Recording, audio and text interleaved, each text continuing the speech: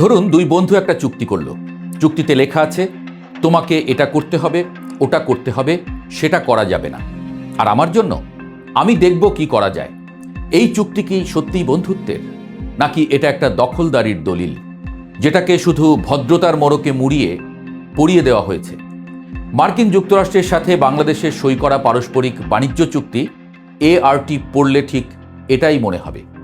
32 পাতার এই দলিলে বাংলাদেশকে বাধ্যতামূলকভাবে কিছু করতে বলা হয়েছে 131 বার, যুক্তরাষ্ট্রকে মাত্র 6 বার।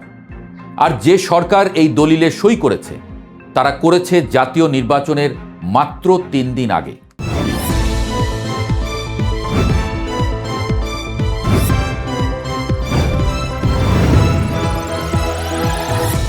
প্রথমেই একটু ব্যাকরণ পড়ে নেই চলেন।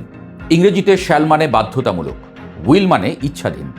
এই চুক্তির 32 পাতায় শ্যাল এসেছে মোট 179 বার, উইল এসেছে মাত্র 3 বার। এর মধ্যে বাংলাদেশ শ্যাল লেখা আছে 131 বার, US শ্যাল মাত্র 6 বার। এই একটা সংখ্যাই বলে দেয় পারস্পরিক নামের এই চুক্তি আসলে কতটা একতরফা। তাহলে বাংলাদেশকে কি কি করতে হবে? তালিকাটা দীর্ঘ, অস্বস্তিকর রকম দীর্ঘ। শুল্ক থেকে শুরু করুন। মার্কিন পণ্যের উপর নির্ধারিত হারে শুল্ক বসাতে হবে। কোটা দেওয়া যাবে না, আমদানি লাইসেন্স চাওয়া যাবে না। মার্কিন পণ্য আমেরিকান বা আন্তর্জাতিক মান মানলে বাংলাদেশ আর নতুন কোনো পরীক্ষা চাইতে পারবে না। 2030 সালের মধ্যে সীমান্তে পণ্য ছাড়ের পুরো প্রক্রিয়া ডিজিটাল করতে হবে। কৃষিতে যান। FDA অনুমোদিত মার্কিন ওষুধ ও চিকিৎসা যন্ত্র ঢুকলে বাংলাদেশ আলাদা পরীক্ষা চাইতে পারবে না।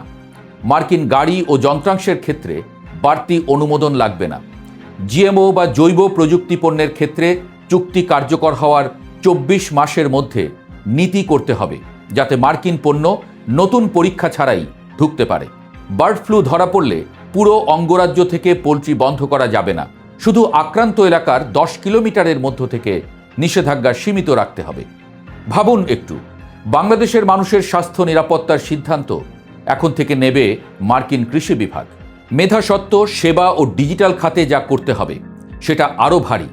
5 বছরের মধ্যে WIPO কপিরাইট ট্রিটি, পেটেন্ট কোঅপারেশন ট্রিটি, UPOV কনভেনশন সহ একগুচ্ছ আন্তর্জাতিক মেধাসত্ত্ব চুক্তিতে যোগ দিতে হবে। 3 বছরের মধ্যে মাদ্রিদ প্রোটোকলে যোগ দিতে হবে। ডিজিটাল খাতে মার্কিন কোম্পানিগুলোর বিরুদ্ধে বৈষম্যমূলক কর চাপানো যাবে না। সীমান্ত পেরোনো ডেটা আদান প্রদান নিশ্চিত করতে হবে। সাইবার নিরাপত্তায় যুক্তরাষ্ট্রের সঙ্গে কাজ করতে হবে। আর মার্কিন কোম্পানিকে তাদের সোর্স কোড বা অ্যালগরিদম দিতে বাধ্য করা যাবে না। এখানে বিমা খাতের একটা শর্ত বিশেষভাবে উল্লেখ করার মতো। এতদিন মার্কিন বিমা কোম্পানিগুলোকে তাদের ব্যবসার অন্তত 50% রাষ্ট্রীয় সাধারণ বীমা কর্পোরেশনকে দিতে হতো। এই চুক্তির পর সেই বাধ্যবাধকতা উঠে যাবে। দেশীয় রাষ্ট্রায়ত্ত প্রতিষ্ঠান দুর্বল হবে, মার্কিন কর্পোরেশন শক্তিশালী হবে। সার্বভৌমত্বের প্রশ্নটা আসছে সবচেয়ে কঠিনভাবে নিরাপত্তা ধারায়। চুক্তিতে বলা হয়েছে বাংলাদেশ এমন দেশ থেকে পারমাণবিক চুল্লি বা সমৃদ্ধ ইউরেনিয়াম কিনতে পারবে না যেই দেশকে যুক্তরাষ্ট্র নিজের স্বার্থের বিরুদ্ধে মনে করে।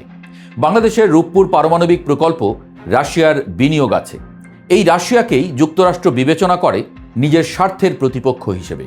তাহলে ভবিষ্যতে এই চুক্তি কি রূপপুর প্রকল্পের জ্বালানি সরবরাহের পথ বন্ধ করতে পারে? আরও আছে, বাংলাদেশকে নিজের রপ্তানি নিয়ন্ত্রণ ব্যবস্থা গড়ে তুলতে হবে মার্কিন আইনের সঙ্গে সামঞ্জস্য রেখে।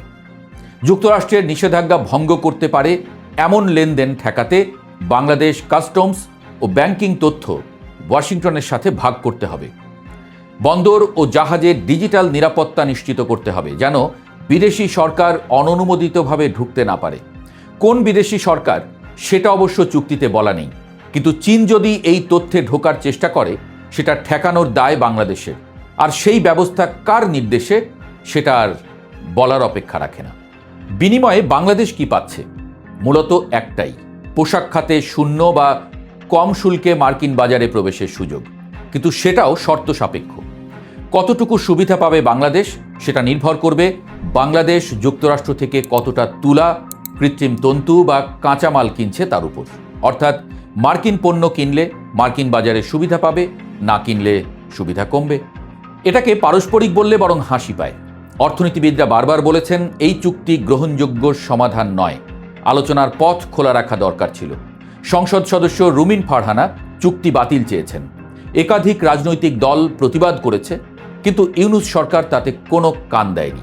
বরং চুক্তি কার্যকর না হওয়া সত্ত্বেও ইতোমধ্যে যুক্তরাষ্ট্র থেকে নানা পণ্য কেনার চুক্তি করা শুরু হয়ে গেছে।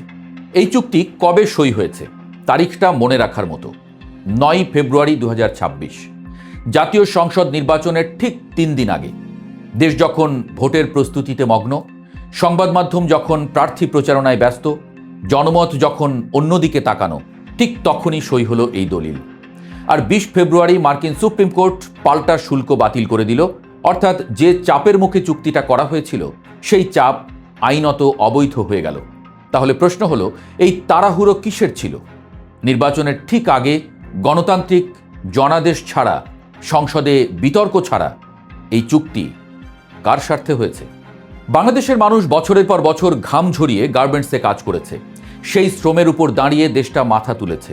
সেই মাথার উপর এখন একটি 32 পাতার দলিল চাপিয়ে দেওয়া হয়েছে, যেখানে বাংলাদেশের দায়িত্ব 131টি আর আমেরিকার দায়িত্ব 6টি। আর যারা এই দলিলে সই করেছেন তারা দেশবাসীর কাছে একটি প্রশ্নের জবাবও দেননি এখনো। পারস্পরিক চুক্তিতে এত অসম বোঝা কার স্বার্থে বহন করছে বাংলাদেশ?